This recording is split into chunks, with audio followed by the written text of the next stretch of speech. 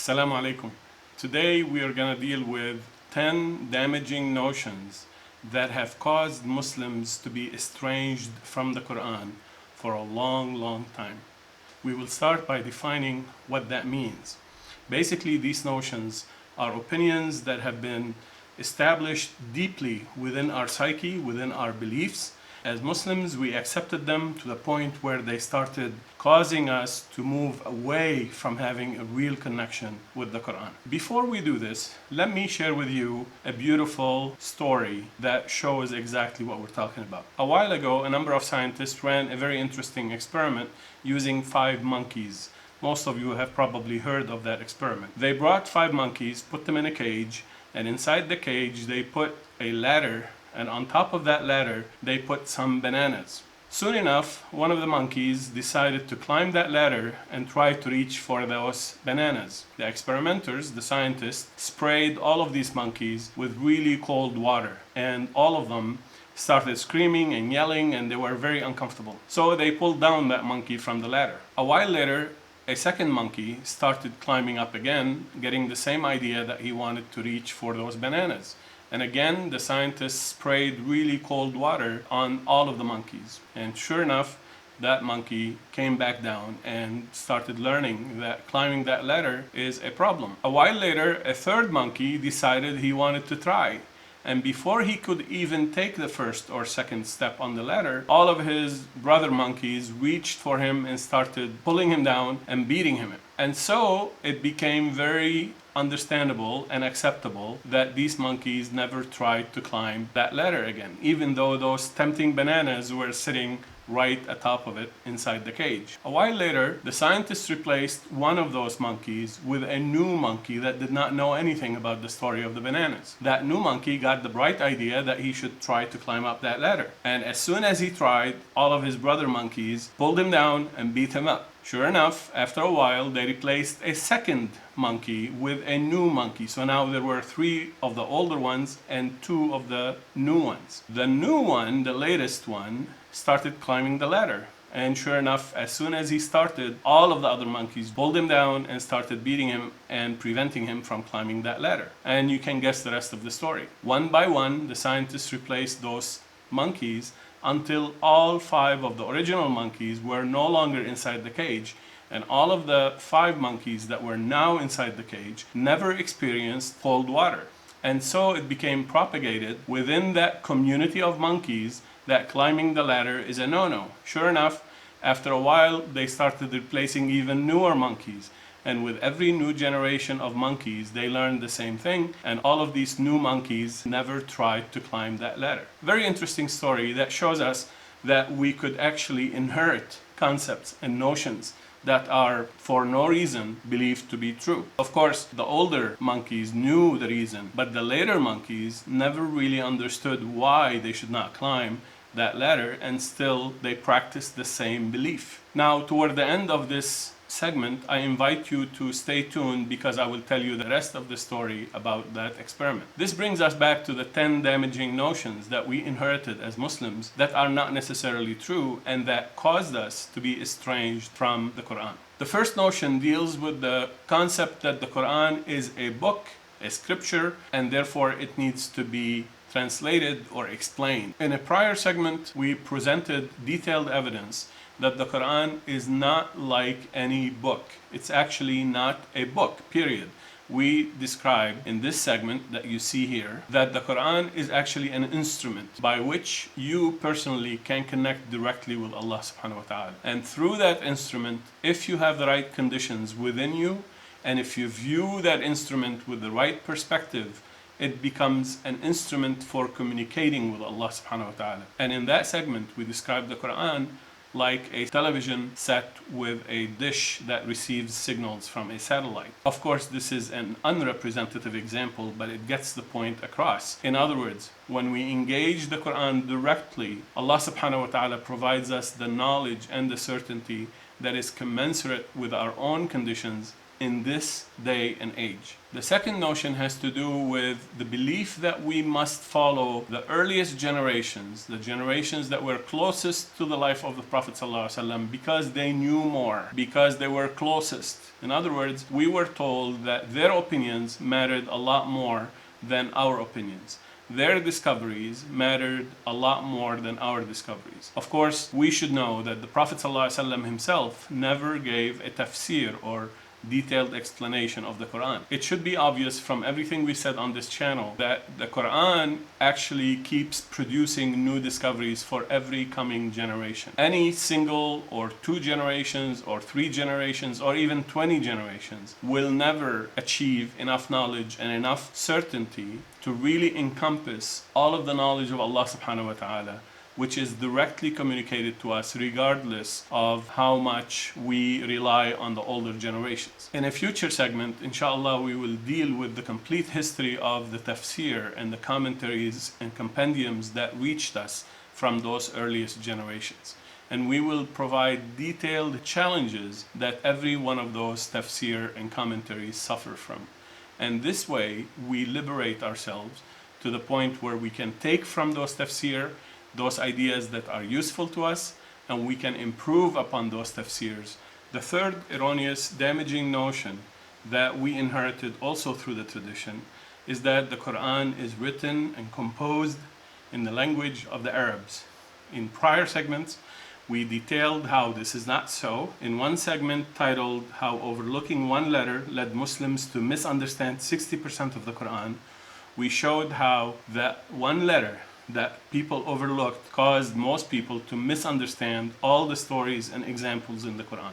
In another segment, we talked about, are there extraneous words in the Quran? And again, with these 2 segments and more to come, inshallah, we demonstrated that the word lisan does not necessarily mean language, and that the Quranic narrative is not composed using the same language as the Arabs. It includes some similar elements to the language of the Arabs, and we will talk about this inshallah in future segments. But in general, there are major differences between the locution that the Quran uses and the language of the Arabs of the 7th century. The fourth damaging notion centers around the concept that the drawing or the type of spelling that the Quran uses for its words and its terms is irrelevant. And we demonstrated in a prior segment titled Most Muslims Never Paid Attention to Spelling Variations, and also another segment titled Investigating the Notion that Prophet Muhammad was illiterate. We described in both of these segments detailed evidences showing that the actual spelling of the words and the terms in the Quran is very unique to the Quran and actually very meaningful, and various scholars have started to pay more and more attention to these spelling variations, showing that they are very meaningful and very indicative of the uniqueness and the authoritativeness of the Quran. The fifth damaging notion that we inherited deals with the concept that we could understand one verse without tying that verse to a lot of other verses throughout the Quran. In essence, the Quran has many different verses called ayahs, and these ayahs are totally weaved and interconnected in a very, very unique way, in a way that cannot be replicated by any book or any human product. It is unfortunate that most scholars have pushed the concept or the idea that most verses have what's called occasion of revelation, and thus they tied the meaning and the indication of these verses to the specific occasions which they attributed to these verses. And of course that cannot be so, because the Quran is for all times and all places and all peoples, and therefore it's not tied to one specific occasion.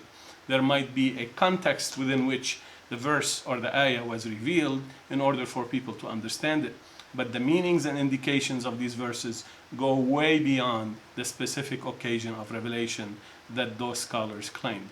As a matter of fact, some scholars unfortunately went even further to determine decisively that there are no connections among the verses in the Quran. That opinion is very wrong, and that opinion, among others, have caused Muslims to estrange themselves from the true beauty and the true magic of the Quran. The sixth damaging notion deals with the concept that narrations about the Prophet, in other words, prophetic narrations that were reported to us generation after generation after generation for over 2 centuries, initially orally, and then written after the 2nd and 3rd century. Actually, these narrations, they claim, overrule or describe or determine the meanings of the verses of the Quran. It is unfortunate that, according to some scholars, they went as far as abrogating over 160 verses of the Quran. In other words, eliminating them from being relevant to the reader of the Quran, as if Allah subhanahu wa ta'ala did not know to keep them or to remove them from the Quran, and they reached us by accident. Of course, that is not true. This notion is very damaging and very incorrect. As a matter of fact, the narrated sayings of Prophet Muhammad ﷺ that have reached us somehow are themselves not authoritative enough to the point of governing or describing or explaining anything in the Quran. It is important to remember that the Prophet ﷺ himself never explained the Quran in full. All we know is that there are some narrations that are at most dealing with about 10 verses. The rest of the 6,236 verses are never dealt with in any of the narrations in an authoritative manner, in a credible manner. The seventh damaging notion deals with the concept of the Quranic stories. It is unfortunate that most Quranic translators and commentators accepted as a source of reliable explanation for the Quranic stories the corrupted versions of the Torah. In earlier segments, we covered this issue. One specific segment deals with, are the Quranic stories the same as the biblical stories? And we detailed some examples to prove that that is not so, that the Quran brought its own version of these stories that are different from the corrupted versions of the Torah and the earlier scriptures. In future segments, inshallah, we will deal in more details about the Quranic stories' purposes. In other words, why did Allah subhanahu wa ta'ala include so many stories and parables in the Quran to the point where they occupy over 60% of the narrative of the Quran?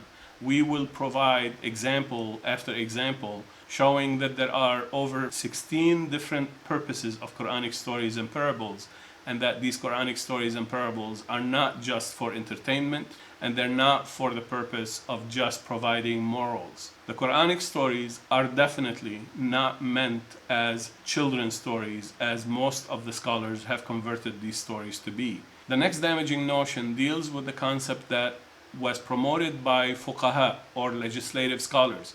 They claimed that there are approximately about 460 verses or so that provide detailed legislative concepts and guidance and edicts that we should pay attention to. What about the rest of the Quran, or specifically the Quranic stories? These scholars said that we learn from them minor things such as history or such as morals, but they're not useful for legislative purposes. That notion, of course, is wrong and damaging and has caused a lot of Muslims to not pay attention to the stories as much as they should. The ninth damaging notion deals with the concept that modern science explains a lot of the Quran. And this is an extremely damaging and dangerous notion because, as most of us know, science is really a lot more unreliable than most people understand. Really, truly knowledgeable scientists understand that science is an experimental discovery, is a process of discovering something today and probably discovering something else tomorrow that will upset and negate what we thought was correct yesterday. And therefore what we discover today may become wrong tomorrow. And we can never rely on science to explain the words of the omniscient God who knows everything, who knows the truth of everything. We may use current science and modern science to give us some indications as to possible meanings of the Quran, but we can never tie the correctness and the truthfulness of the Quran to human discoveries based on empirical sciences. And the last damaging notion is the concept that the progress of mankind, especially Western civilization, that has been globalized in the last century or two, and that showed extreme progress in terms of its material capabilities and financial capabilities, the concept says that their development is an indication as to what the Quran should be pointing us to do. And of course, this is an absolutely wrong and dangerous notion to adopt and to accept. It is unfortunate that some modern scholars, especially in the last 20 or 30 years, started to promote the phrase that all the way from Los Angeles to Tokyo, advanced civilizations are doing this and are doing that, and these are the things that the Quran is talking about. In other words, they're referring to what these societies, the civilizations that he described from Los Angeles to Tokyo, are accepting as normal and acceptable, and using that to show the truthfulness of the Quran. And of course, all of that so-called progress that we are witnessing around us in this globalized civilization that we are living within today proves nothing about how correct they are. Remember that these same civilizations, less than 150 years ago, were practicing on a regular basis human slavery and human trafficking. Most of these civilizations today are still practicing human trafficking and women enslavement and all sorts of ugly practices, and they consider them acceptable. Most of these civilizations today find it acceptable to kill hundreds of thousands of innocent civilians in remote lands just to acquire their resources. Civilizations today that are described as advanced or developed really are not showing the values that are appropriate for a Muslim to believe in. Most of their values change from decade to decade, from year to year, and even from month to month. And therefore, we can never claim that the human values is the proof of the truthfulness of the Quran. So now we go back to the experiment of the 5 monkeys with which I started this segment. It turns out that this experiment never really took place. I went back and researched through the scientific literature to see where the original citation to that experiment was, and there was no such citation. As a matter of fact, this whole story was invented by some organizational development guru who wrote a book in the late 1990s and decided that this story made sense, and indeed it caught on like wildfire. And it became very acceptable through the internet and through various books and training seminars. But the story itself is not true. So what does that teach us? It teaches us that even that story, which is supposed to teach us about how we learn false notions and we accept them without asking, is itself false. Think about that. Thank you for watching.